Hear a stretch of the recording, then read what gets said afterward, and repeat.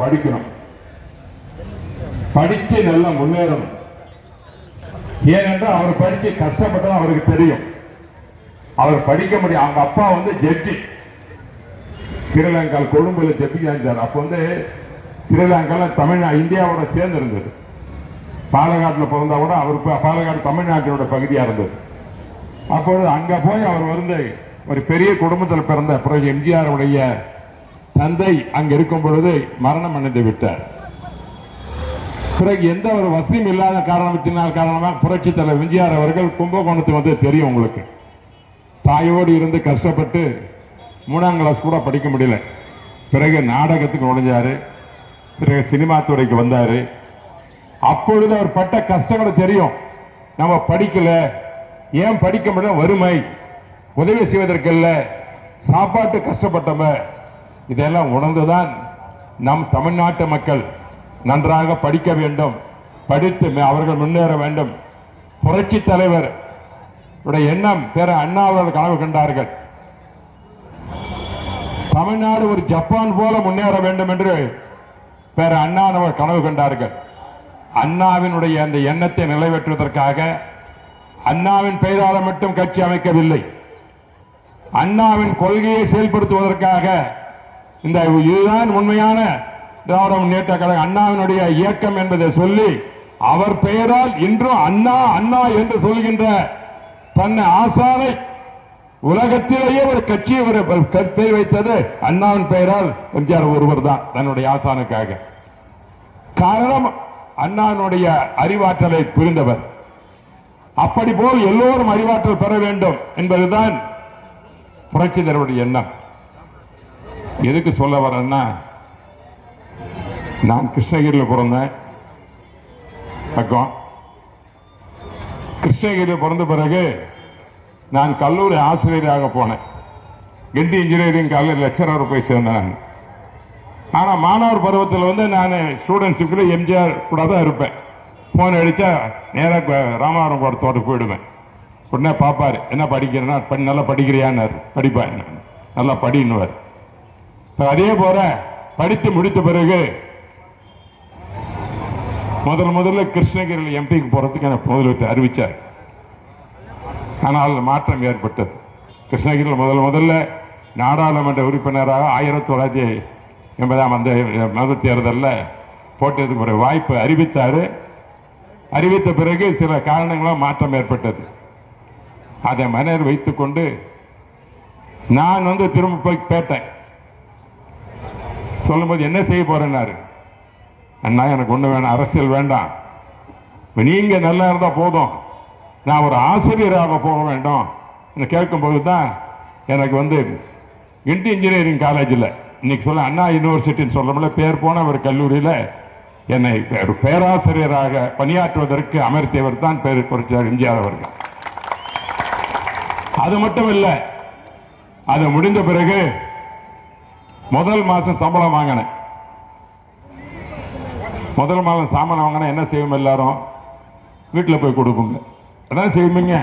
வேலைக்கு போனால் தாய்மார்கள் இருக்கிறீங்க, உட்காந்துட்டு இருக்கிறீங்க, உங்க பசங்க சம்பளம் வாங்கினா முதல்ல வேலைக்கு போனால் சம்பளம் வாங்கினா என்ன நினைப்பீங்க, வீட்டில் கொடுப்பேன்னு நினைப்பீங்கல்ல. அதானே, அதான் செய்யணும். நான் முதல் மாதம் சம்பளம் வாங்கினதும் நேராக தோட்டத்துக்கு ராமநாதபுரம் தோட்டத்துக்கு போனேன். தலைவர் மேலே இருந்தார், எம்ஜிஆர் கீழே வந்தார். வரும்போது இந்தாங்க சம்பளம், முதல் மாதம் சம்பளம் கொடுத்தேன். என்கிட்ட வந்து கொடுக்குறேன்னாரு. நீங்க தானே எனக்கு எல்லாமே. என்ன இல்லை நான் வாங்க மாட்டேன்னாரு. நீ எடுத்துட்டு போனார். என்னுடைய தந்தை இவரோடு இப்பொழுது இல்லை. தந்தை ஆற்ற பணியை நீதான் எனக்கு அண்ணனாக இருந்து என்னை பேராசிரியர் ஆக்கி வேலைக்கு வாங்கி கொடுத்தது நீங்க. கொடுத்திருக்கும் போது யாரிடம் முதல் சம்பளத்தை கொடுக்க முடியும்? என் குடும்ப தலைவர் நீங்கள், என்னுடைய அண்ணனாக இருக்கின்ற நீங்கள், என்னுடைய தலைவரம் என்றால் என்னுடைய முதல் சம்பளம் கொடுக்க வேண்டும். சம்பளம் அவர்கிட்ட கொடுத்தேன். முதல் வாங்காத கடைசி சொன்ன எவ்வளவு தர்மம் செய்யறீங்க, இந்த பணத்தை நீ யாருக்காவது உதவி செய்யுங்கன்னு சொல்லி பணத்தை கொடுத்துட்டேன். அது ஒரு நிகழ்ச்சி.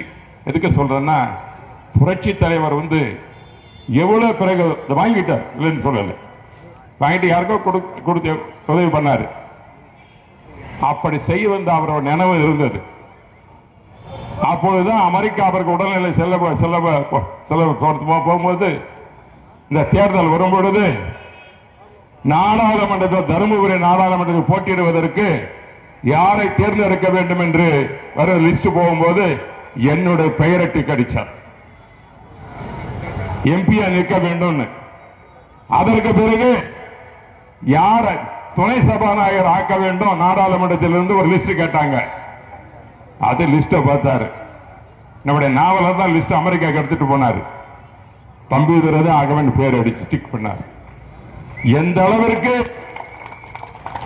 என் மேல் சாதாரண நம்ம ஊர்ல கிராமத்தில் பிறந்தவனுக்கு இந்த நிலைமை ஒரு பாராளுமன்றத்தில் சட்டமன்றத்தை டாக்டர் அம்பேத்கர் அவர்கள் இருந்தாங்க. அந்த இடத்துல என்னை உட்கார வைத்து சபை நடத்துவதற்கு எனக்கு வழிகாட்டியவர் புரட்சி விஜயார் அவர்கள் தான். அதே போல புரட்சி தலைவர் அம்மா அவர்கள் தான். அவர்கள் ஆட்சிக்கு வந்த பொழுது என்னை மத்திய அமைச்சராக்கினார்கள். மத்திய அமைச்சராக வந்து கேபினெட்ல 5 பேர் முக்கியமானவர்கள். முதல்ல வாஜ்பாய், அத்வானி, முரளி மனோகர் ஜோஷி, ஜார்ஜ் பெர்னாண்டஸ், அடுத்து தம்பிதுரை. 5வது ரேங்க் இந்த கேபினெட்ல வந்து இந்தியாவில் இருக்கின்ற ஆட்சி நடக்கின்ற ஒரு அரசுல கிருஷ்ணகிரி மாவட்டத்தை சேர்ந்த இந்த பகுதியை சார்ந்த ஒரு மத்திய அமைச்சர் ஆக்கியவர் புரட்சி தலைவர் அம்மா அவர்கள் ஆக்கினார்கள். அது எந்த பொருள்? டாக்டர் அம்பேத்கர் வைத்த சட்ட அமைச்சர் என்ற பதவியை தந்தவர் புரட்சி தலைவர் அம்மா அவர்கள். அது சொல்ல போறேன். மாபெரும் மேதை, ஏழைகளுடைய மிக பாடுபடுகின்ற அம்பேத்கர் வைத்த அந்த பதவியை எனக்கு தந்தது புரட்சி தலைவி அம்மா அவர்கள். பிறகு இங்கு கல்வி அமைச்சராக்கினாங்க. அதே போல எடப்பாடி பழனிசாமி அவர்கள் மீண்டும் நாடாளுமன்றம் செல்ல வேண்டும் என்று எனக்கு மேலவைக்கு அனுப்பி வைத்திருக்கிறார்கள். எதற்கு சொல்கிறேன் என்றால் புரட்சி தலைவருடைய அந்த இதுக்கு வர சொல்றாரு. புரட்சி தலைவர் வந்து நான் டெப்டி ஸ்பீக்கர் கேட்டேன், என்ன சொன்னார், நீ என்ன செய்ய போறேன்னாரு. நீங்க சொல்லுங்க என்ன செய்யணும். நான் முதல் அவர்கிட்ட கேட்ட வேண்டுகோள் என்ன தெரியுமா? ஒசூர் காலேஜ் வேணும்னு கேட்டேன். நான் போய் நான் சொல்றேன், இன்னைக்கு இந்த ஒசூர் மக்கள் புரிந்து கொள்ள வேண்டாம். நான் முதல் புரட்சி தலைவரிடம் கேட்டது என்ன வேண்டும் செய்ய வேண்டும் என்று விரும்புகிறார் என்று கேட்டால், ஒசூர் ஒரு பின்தங்கிய பகுதியாக இருக்கிறது, அந்த பகுதியில் ஒரு கல்லூரி வேண்டும் என்று தான் முதல் கேட்டேன். உடனே சொன்னாரு, நீயே ஆரம்பினாரு. ஏன்னா எனக்கு என்ன வசதியே இல்லை, ஒண்ணுமே என்ன இல்லை. இல்ல நீ ஆரம்பி, எல்லாம் உதவி பண்றார். அவர் செய்த உதவியின் காரணமாகத்தான் என்ன ஆரம்பிக்கணும்னு சொல்லுமான்னு சொன்னாரு. ஒரு இன்ஜினியரிங் காலேஜ் ஆரம்பி, ஒசூர் மக்களுக்கு வந்து வேலை வாய்ப்பு கிடைக்கணும்னா நல்ல இன்ஜினியர்களும் நல்ல திறமைசாலிகளும் உருவாக்க வேண்டுவதற்காக நீ இன்ஜினியரிங் காலேஜ் ஆரம்பினார். எங்க ஒசூர்ல ஆரம்பித்தான் சொன்னார். என்ன அவர் சொன்னதுனால்தான் அதிகமான இன்ஜினியரிங் கல்லூரி இந்த கல்லூரியை ஆரம்பிச்சது காரணம் புரட்சி தலைவர் அவர்கள் ஒசூரிலே ஒரு நல்ல கல்லூரி உருவாக்க வேண்டும். இந்த பகுதி தொழிற்சாலைகள் வந்து கொண்டிருக்கிறது. ஏன்னா அப்பெல்லாம் அசோக் லேண்ட் வந்துடுச்சு. ஆனா இருக்கிற வேலை கிடைக்காது. நம்ம ஆளுங்க என்னன்னா மாடு மேய்ப்பும்ப, அதுக்கு நல்ல அதுக்கு தட்டு ஊத்து விட்டும்ப, குழந்தை மாதிரி வளர்ப்பும்ப. நானும் அதான் செய்வேன். காலையில பத்தி எங்களோட சிந்தங்கள் இருந்ததுன்னா காலையில போனா 5 மணிக்கெல்லாம் தோட்டத்துக்கு போயிடுவேன். மாடை பிடிச்சிக்குவேன். மாடை பிடிச்சி மேல கம்பு கட்டிக்கிடுவேன். கட்டில் போட்டு உக்காந்துக்கிட்டு தட்டு விட்டுவேன். குழந்தைக்கு சோறு விட்டுற மாதிரி விட்டுருது. இது நம்முடைய வழக்கம். நம்ம ஒரு இந்த மாடு ஆடுகளை எல்லாம் நம்முடைய குழந்தைகளாக குடும்பத்தின் ஒருவராக நாம் பார்ப்பது. அதுபோல ஒசூர் பகுதியில் எங்கும் பார்த்தீர்கள் என்றால் எல்லோரும் இந்த விவசாயம் செய்வதும் விவசாயத்துக்கு ஏற்பட்ட அந்த விலங்குகளை எல்லாம் மாடு எருது போன்றவர்கள் எல்லாம் தன் குழந்தைகளாக பாதிப்பு செய்வதுதான் எல்லோருடைய வழக்கமாக இருந்தது. படிப்பு என்பது குறைவாக இருந்தது. அதனால் என்னாச்சு, அசோக் லேண்ட் வந்தாக்க யாருக்கு இங்க வேலை கிடைக்கும்? வேலை கிடைக்காது. நாம வந்து அங்க போக முடியாது. சிப்காட் வந்தா வேலை கிடைக்குமா? வேலை கிடைக்காது. இந்த மாதிரி நிலை வரும்போதுதான் புரட்சி தலைவர் சொன்னார், நீ ஒசூர்ல வந்து கல்லூரி ஆரம்பினார். அதுதான் அதிகமான கல்லூரி. எல்லாருக்கும் தெரியும். சரி, அதிகமான கல்லூரியோடு என்று சொன்னார். பிறகு அம்மா வரும்போது அக்ரிகல்ச்சர் காலேஜ் கொடுத்திருக்காங்க. இதுல எதுக்கு இந்த ஒசூர் பக்கத்தில் பாலிடெக்னிக், இந்த மாதிரி ஸ்கூல், இதெல்லாம் என்னன்னா எல்லாரும் நினைக்கிறாங்கன்னா சொன்னார். இப்போ பாலகிருஷ்ணன் எப்படி சொன்னாரு, தம்பி வந்து நிறைய நிலம் வாங்கி போட்டு வச்சிருக்கிறாராம், எல்லாம் வச்சுருக்கிறாருன்னு சொன்னார். ஏன்பா சாமிங்களா, ஒசூர் மக்களை எதிர்கட்சிக்காரர்கள்னு சொல்லிக்கோங்க, என் ப்ராப்பர்ட்டி கிடையாதுப்பா, அதெல்லாம் ட்ரஸ்ட். ட்ரஸ்ட்னா கவர்மெண்ட்டுக்கு சம்பந்தப்பட்டது. இன்னைக்கு காலேஜ் இங்க நடக்குதுன்னாக்க அந்த காலேஜ் வந்து நான் என் சொந்த பேர் எழுதிக்க முடியாது, அதோட ட்ரஸ்ட், அது பொதுமக்களுக்காக சம்பந்தப்பட்டது. அக்ரிகல்ச்சர் அதிமுகத்தில் அக்ரிகல்ச்சர் 120 ஏக்கரா இருக்குதுன்னா அது என் சொத்து கிடையாது. யார சொன்னாங்களோ அதிமுகத்தில் சொத்து வச்சிருக்காரு, ஏர்போர்ட் வர்றது வேணான்னு சொல்லிட்டு அது கொண்டாடுறது வேணாம். அது அக்ரிகல்ச்சர் காலேஜ் வச்சிருக்கிறது, அது ட்ரஸ்ட். அது நான் உரிமை இல்லை, நாங்கள் நடத்துறங்களை தவிர அது வந்து பொது சொத்து. ட்ரஸ்ட்னாவே உங்களை நம்புறங்க, எங்களை நீங்க நம்புறீங்க.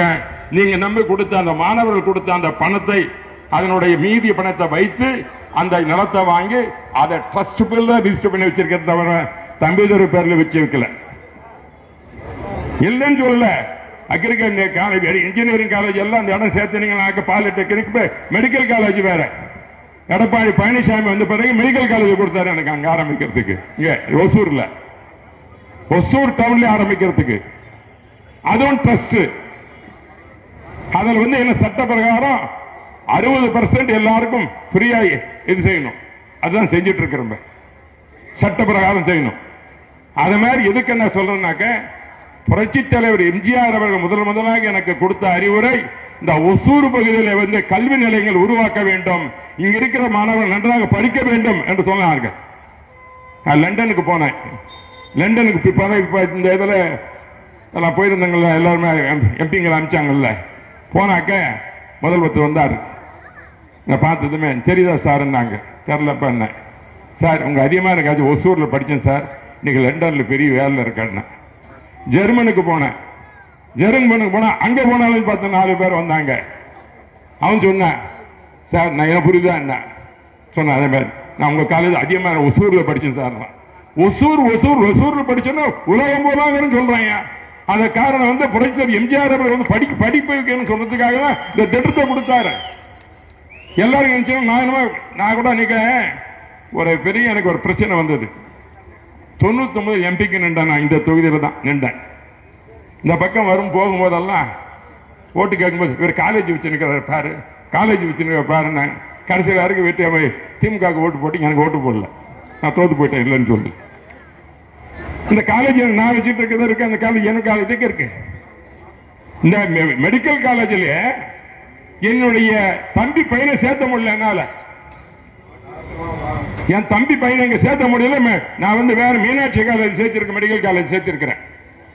காரணம் என்னாக்க எல்லாம் அரசாங்கம் தான் போடுது. அட்மிஷன் வந்து எனக்கு பவர் கிடையாது. என் சொந்த தம்பி மகனை கூட என் கல்லூரியில் சேர்த்த முடியாது. அது காரணம் இந்த பொது சொத்து, உங்களுடைய சொத்து. நீங்கள் கொடுத்ததற்காக ஒசூரில் ஆரம்பிக்கப்பட்ட ஒவ்வொரு பகுதியும் இந்த பகுதி மக்களுக்காக சேவை செய்வதற்காக தான் ஆரம்பிக்கப்படுகிறது, கொள்ளையடிப்பதற்காக கிடையாது. இவ்வளவு சொல்றீங்களே, சிந்தங்கபள்ளி வந்து பாருங்க, என் சொத்து 3 ஏக்கரா தான் இருக்குது. இன்னும் எங்க அப்பா சம்பாதிச்சு போன சொத்து இன்னோடு பிரிக்கல, நாங்கள் அப்படிதான் வச்சிருக்கிறோங்க. இப்பதான் வீடு, பழைய வீடு இடிச்சு இருக்கிறேன், இன்னும் வீடு கூட கட்டல. சிந்தங்கபள்ளி சொந்த வீடு கூட எனக்கு கிடையாது. இவங்க கேட்பா இருக்கிறாரு சிவி ராஜேந்திரன் பாரு, பழைய எம்எல்ஏ கேளுங்க. அப்புறம் எங்க பக்கத்துல தான் இருக்கிற வீடுக்குதான் கேளுங்க. எனக்கு என்னவோ சொத்து பூரா வாங்கி இருக்கிறாரு. ஏர்போர்ட் வரத்து என்னமோ தழுதி ஒரு நிலம் இருந்துச்சாங்க, அதனால ஏர்போர்ட் வரக்கூடாதுன்னு சொன்னாங்களாம். என்னையா சொல்றீங்க? உங்க திமுக காரர்கிட்ட மற்ற கட்சிக்கார தயவு செய்து உங்களுக்கு ட்ரஸ்ட்னா என்னன்னு தெரியுமா? அந்த சொத்தை நான் எடுத்துக்க முடியுமா? எனக்கு உரிமை இருக்குதா? அது விற்க கூட முடியாது, எனக்கு உரிமை கிடையாது. உங்களுக்காக செய்யணும். இங்க ஏர்போர்ட் வரணும்னா பாராளுமன்றம் பேசுறது உண்மைதான், நான் மறுக்கல. அதுக்காக விவசாயிகளுக்கு பாதிக்கணும்னு சொல்லல. நான் ரயில் வரணும், 2 லைன் போடுறோம். மக்களை பாதிக்காமல் ரயில்வே லைன் வரணும். ஜோலார்பேட்ல இருந்து ஒசூருக்கு ரயில்வே பண்ண பேசி இருக்கிறேன் நாடாளுமன்றத்தில், இல்லைன்னு சொல்லல. ரயில் வரணுன்றதுக்காக கிருஷ்ணகிரியில் நம்முடைய பகுதியை இணைக்கும் என்பதற்காக பேசியிருக்கிறேன். அதற்காக விவசாயிகளுக்கு பாதித்து ஏற்படுத்த வேண்டும் என்று கொண்டு வந்து பேசவில்லை. நான் ஒவ்வொரு செய்தி பேசுவதெல்லாம் மக்களுக்காக பலன்பெற வேண்டும் என்று இன்னும் பேசியிருக்கேன். இன்னொரு வர சொல்லியிருக்கேன். ஒசூர் ஆல்ரெடி ஏர்போர்ட் இருக்குது. முதல்ல தனியார் தேஜஸ் ஏர்போர்ட் இருக்கு, தெரியல. அந்த ஏர்போர்ட்டை சரி செய்து அதை பயன்படுத்த வேண்டும் என்று நான் பேசியிருக்கிறேன். இதுக்காக புதுசா ஏர்போர்ட் வரணும்னு நான் சொல்லல. மற்றவங்க நிலத்தில் விவசாய நிலத்தை எடுக்கணும் நான் சொல்லல. இருக்கிற ஏர்போர்ட்டை சரி செய்து அதே ஒசூருக்கு பயன்படுத்த வேண்டும். அந்த ஏர்போர்ட்டை பயன்படுத்துங்கள் என்று தான் நான் பேசியிருக்கிறேன். ஏர்போர்ட் இருக்குது இல்லையா, ஒரு தனியார்கள் தேஜஸ்பி ஏர்போர்ட் அவங்க நடத்துறாங்க, அவங்க நடத்த முடியல. இன்னும் பாத்தீங்கன்னா பெரிய பெரிய கிங் பிஷர் எல்லாம் ஏர்போர்ட் அங்க இறங்கி இருக்கும், இறங்குது. பெரிய ஏர்கிராப்ட் அதுல இறங்கலாம், ஏர்பேஸ் இறங்கலாம், பெரிய பெரிய ஏர்கிராப்ட் இறங்குறது. ஒரு ஏர்போர்ட் ரன்வே இருக்குது அங்க இருக்கும்போது அதை ஏன் பயன்படுத்தக்கூடாது என்பதுதான் என்னுடைய கேள்வி. அதை சரி செய்த வேண்டும், அரசாங்கம் சரி செய்து அதை பயன்படுத்த வேண்டும் என்ற கோரிக்கை வைத்தவன் நான். அதை விட்டு விட்டு ஏதோ ஒரு நிலவச்சன் இருக்கிறானா, நிலசபை 2000 ஏக்கர் எடுக்கிறாங்களா, அது எனக்கு 500 ஏக்கர் இருக்குதா, அந்த ஏர்போர்ட் நான் வர சொன்ன அப்படி சொல்ல கிடையாது. நான் என் ரெக்கார்டு பார்லிமெண்ட் ரெக்கார்டு எடுத்து பார்க்கட்டும். திமுக காரணம் சொன்னா நாங்க ஏர்போர்ட் கொண்டு வரோம் சொன்னது திமுக தான் பேசுறாங்க, நாங்களா பேசுறாங்க. எடப்பாடி பழனிசாமி கூட பேசினார். என்ன பேசினாரு? இருக்கிற ஏர்போர்ட்டை சரி செய்து அதில் ஏர்போர்ட் சொன்னோம். நம்ம ஏர்போர்ட் இருக்குதே இல்ல ஒசூர்ல, எல்லாரும் தெரியும் உங்களுக்கு. அப்படி இருக்கும்போது எதுக்கு புதுசு ஏர்போர்ட்? அதே சரி செய்யலாம். அதுதான் அனைத்து இந்திய அண்ணா திராவிட முன்னேற்ற கழகம் எடப்பாடி பழனிசாமி அவர்கள் முதலமைச்சராக இருக்கும் பொழுதும் அது அவருடைய எண்ணத்தை நாடாளுமன்றத்தில் நம்முடைய ஒசூருக்கு இருக்கிற ஏர்போர்ட்டை சரி செய்து அதற்கு அங்கு ஏர்போர்ட் வேண்டும் என்ற கோரிக்கை தான் வைத்திருக்கிறோமே வழிய மற்ற புதிய ஏர்போர்ட் வரணும் நிலத்தால் ஆக்கிரமே நாங்கள் எங்கும் பேசுறது கிடையாது. ஏர்போர்ட் வேண்டும் என்று சொன்னவன் உண்மையின் பார்லிமெண்ட் பேச உண்மைதான். இது இந்த ஏர்போர்ட் சரி சொல்லி இருக்கிறோம். இரண்டாவது, இந்த ரோடு போடுறாங்கல்ல, சேட்டலைட் ரோடு பாக்குறீங்க. சேலத்துல இருந்து தருமபுரி, தருமபுரியில இருந்து ராயக்கோட்டை, களமங்கலம், அப்படியே இந்த வழியா போகுது. டெங்கன்கோட்டை வழியா ஒரு ரோடு போகுது, பார்த்துருப்பீங்க, புதுசா போட்டு இருக்காங்க. அதே போல பாத்தீங்கன்னாக்க இந்த பத்தலப்பள்ளி வழியா அப்படியே கிளம்பு மாலூருக்கு போறதுக்கு அந்த சேட்டலைட் ரோடு போட்டிருக்காங்க. அந்த ரோட போடும்பொழுது என்ன விவசாயிகளுக்கு என்ன கொடுத்தாங்க? சர்வீஸ் ரோடும் போடுறாங்க. மேல சேட்டலைட் ரோடுனாக்க மேல கீழே யாரும் போக முடியாது, மேல வண்டி போயிட்டே இருக்கும். அப்ப இந்த கிராமங்கள்லாம் போக முடியாது, அந்த பக்கம் இந்த பக்கம் போக முடியாது. விவசாயிகளுக்கு எந்த பலனும் கிடையாது. இந்த பக்கம் ஒரு அரை ஏக்கர் இருக்கும், அந்த பக்கம் அரை ஏக்கர் இருக்கும், அந்த நேரத்துக்கு போக முடியாது. அப்படி ஒரு இக்கட்டான நிலைமை ஒசூர் பகுதி மக்களுக்கு ஏற்பட்டது. அதை சரி செய்வதற்கு யார் வந்தாங்க சொல்லுங்க பார்க்கலாம். அந்த சர்வீஸ் ரோடு கொடுக்கணும்னு முதல் கேரண்டி கொடுத்தாங்க. ஆனா சர்வீஸ் ரோடு போடாது விட்டுட்டாங்க. நிலம் ஆக்கிரமிக்க அதை எடுத்திருக்காங்க. ஆனா அந்த நிலத்தை அரசாங்கம் வச்சுக்கோது அது ரோடு போடல. 48 கிலோமீட்டர் டெங்கனிகோட்டையில இருந்து மாலூர் வழியா அந்த ரோடு இருக்கு. அந்த ரோட்ல சர்வீஸ் ரோடுக்கு நிலம் ஆச்சரம் செய்தார்கள். ஆனால் அது ரோடு இல்லாமல் நிலைமை ஏற்பட்டது. அதை செய்வதற்கு யார் முன் வந்தார்கள்? இங்க இருக்கிற எம்எல்ஏ முன் வந்தாங்களா? இல்ல இங்க இருக்கிற அதுக்கு பின்னால் யார் செஞ்சு முன் வந்திருக்காங்களா?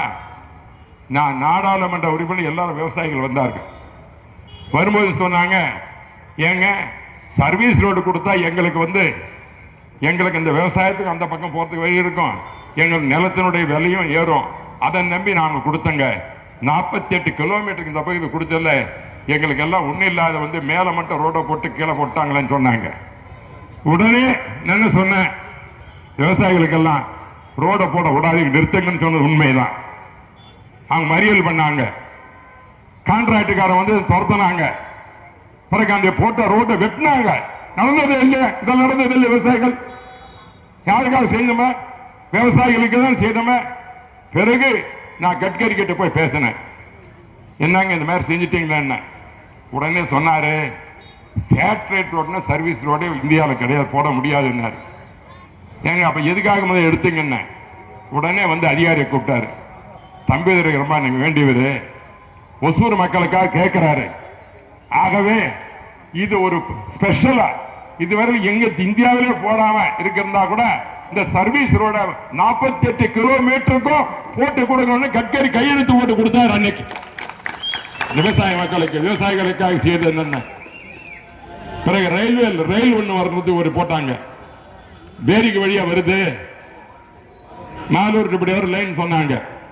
அப்ப என்ன சொன்னாங்க, இங்க இருக்க எல்லாம் வந்து கேட்டாங்க எல்லாரும் விவசாயிகள், எங்க நிலம்லாம் போகுது, அது பெங்களூருக்கு தான் லாபமா தவிர நம்ம ஒசூருக்கே பயன் கிடையாது, அப்படியே திரும்பிடுது. அப்படி இருக்கும்போது அது எவ்வளவு நிறுத்துங்கன்னாங்க. சொன்னேன், நான் போய் மந்திரி கிட்ட பேசினேன், அது நிறுத்திட்டாங்க. உடனே என்ன சொல்லலாம், திமுக மற்றவங்க வந்து வர்ற ரயில் நிறுத்திட்டாரு, ரயில் வருவோம்னு அது புகார் பண்றாங்க. இவங்க நாம விவசாயிகள் கேட்டாங்க, அந்த ரயில் லைன் எந்த விதமான பலனும் நமக்கு கிடையாது, அது வந்து பெங்களூர் சிட்டிக்காக தான் ரவுண்டு போடுறாங்களே தவிர நம்ம ஒசூர் மக்களுக்கு எந்த விதமான பலனும் கிடையாது. எல்லாரும் கேட்டதன் காரணமாக நான் கோரிக்கை வைத்த போது உடனே என்ன சொல்லிட்டாங்க, வர்ற ரயில்வே லைன் தம்பிதுரை நிறுத்தி போட்டாருன்னா ஏர்போர்ட் வர்றது நின்று போச்சு. இது நான் நிறுத்தினா சொல்லுங்க பார்க்கலாம். அந்த ஏர்போர்ட் வேண்டான்னு விவசாயிகள் கேட்டது உண்மை. நம்ம இருக்கிற ஏர்போர்ட்டை சரி பண்ணா போதும் சொன்னது நானும் சொன்னது உண்மை. ஆனா திமுக காரங்க நாங்க புதிய ஏர்போர்ட்டை கொண்டு வருவோம் நாடாளுமன்றத்தில் பேசுறாங்க. அண்ணா திமுக ஆட்சியில் தான் இந்த ஒசூரிலே பெரிய ஒரு ஏர்போர்ட்டை கொண்டு வருவோம் என்று வரிக்கு வரி பேசியது திராவிட முன்னேற்ற கழகம். கொடுக்கிற ப்ரொபோசல் ஒழுங்கா கொடுக்கறதுக்கு வக்கு இல்ல, இன்னைக்கு அதை ரிஜெக்ட் பண்ணிட்டாங்க, இல்லைன்னு சொல்லி போட்டாங்க. இதனால இதுல என்னன்னா, நான் ஏதோ ஏர்போர்ட் வரதுக்கு நிலம் இருக்கதான் செஞ்சேன்னு சொல்றாங்க. எங்க நிலங்க காமிக்க சொல்லாங்க. அதிமுகத்தில் இருக்கிற நிலம் அக்ரிகல்ச்சர் காலேஜ் லேண்டு, அது ட்ரஸ்ட் லேண்டு. இன்னொரு பக்கம் ஒரு 80 ஏக்கரா இருக்குன்னு சொல்ல, அதுவும் ட்ரஸ்ட் லேண்டு, அதுவும் அக்ரிகல்ச்சர் இன்ஜினியரிங் சம்பந்தப்பட்டது இல்லைன்னு சொல்ல. அதுல ஏர்போர்ட் வந்து எனக்கும் நஷ்டம் தானே, காலேஜ் போயிடும் இல்ல, உங்களுக்கு அக்ரிகல்ச்சர் காலேஜ் பசங்களை படிக்கிறதுக்கு ஏற்பாடு அதுவும் வீணா போயிடும் இல்ல. ஏர்போர்ட் நாங்க வரணும்னு சொன்னா ஏன் போய் பேசுறீங்க? இதெல்லாம் சொல்றது காரணம் தவறான மிஷன். எலெக்ஷன் நேரம் 2026 தேர்தல், யார் முதலமைச்சராக வர வேண்டும் என்றால் நீங்களாம் முடிவு பண்ணிருப்பீங்க. எடப்பாடி பழனிசாமி அவர்கள் தான் அடுத்தது நம்முடைய தமிழகத்தில் முதலமைச்சராக எல்லோரும் முடிவு எடுத்து